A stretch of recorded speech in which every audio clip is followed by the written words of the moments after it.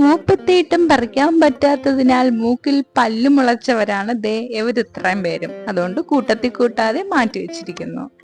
ഗുണത്തിന്റെ കാര്യത്തിൽ ഒന്നാമനാണെങ്കിലും രുചികരമായി പാചകം ചെയ്താലേ ആസ്വദിച്ച് കഴിക്കാൻ പറ്റത്തുള്ളൂ. അതുകൊണ്ട് തണ്ട് വേറൊരു പാത്രത്തില്, ചീരയില വേറൊരു പാത്രത്തിലായിട്ട് ഞാൻ രണ്ടായിട്ട് അരിഞ്ഞെടുക്കുന്നുണ്ട്.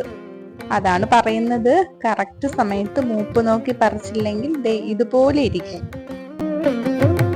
നിത്യേന ഉണ്ടാകുന്ന ആരോഗ്യ പ്രശ്നങ്ങളെ കണക്കിലെടുത്ത് ആഹാര രീതിയിൽ മാറ്റം വരുത്തണമെന്ന് ആരോഗ്യ വിദഗ്ധർ. അരിയാനുള്ള സൗകര്യത്തിൽ തണ്ട് വേറെ ഇല വേറെ അങ്ങനെ സെപ്പറേറ്റ് ചെയ്ത് ഇലകളെ അടുക്കി എടുത്ത് അരിയുന്നുണ്ട്.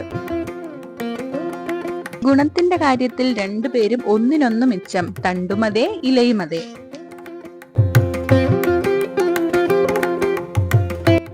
ജീരകത്തിനൊപ്പം ചിരകിയ തേങ്ങയും 2 അല്ലി വെളുത്തുള്ളിയും ഒരു ചെറിയ കഷ്ണം മുളകും, ഇത്രയും മിക്സിയിൽ ആദ്യം ഒന്നടിച്ചെടുക്കുക. തേങ്ങയും ജീരകവും ചേർന്ന ഒരു പുതിയ സുഗന്ധം.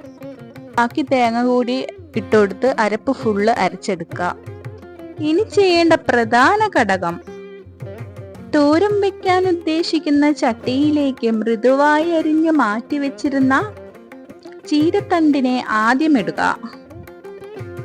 അതിനുശേഷം അതിന്റെ മുകളിലായി നമ്മൾ അരച്ചു വെച്ചിരിക്കുന്ന അരപ്പിട്ട് കൊടുക്കാം. ചീരത്തണ്ടിന് മേൽ അരപ്പിട്ട് കൊടുക്കുക.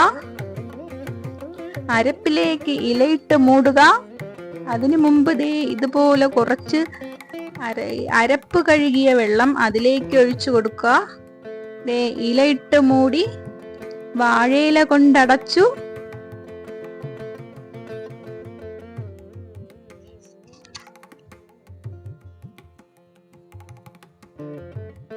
അടപ്പിട്ട് മൂടി അടുപ്പിലേക്ക് തീ പകർന്നു കൊടുക്കാം.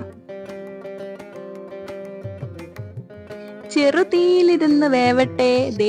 അരമണിക്കൂറിന് ശേഷം ചീരത്തോരൻ റെഡിയായിട്ടുണ്ട്. പച്ച വെളിച്ചെണ്ണ വീഴ്ത്തി അടുപ്പിൽ നിന്ന് മറക്കാം. നല്ല ടേസ്റ്റി ആയിട്ടുള്ള ചീരത്തോരൻ ഇവിടെ റെഡി ആയിട്ടുണ്ട്. എല്ലാവരും ഉണ്ടാക്കി നോക്കുക. അഭിപ്രായം അറിയിക്കാൻ മറക്കണ്ട.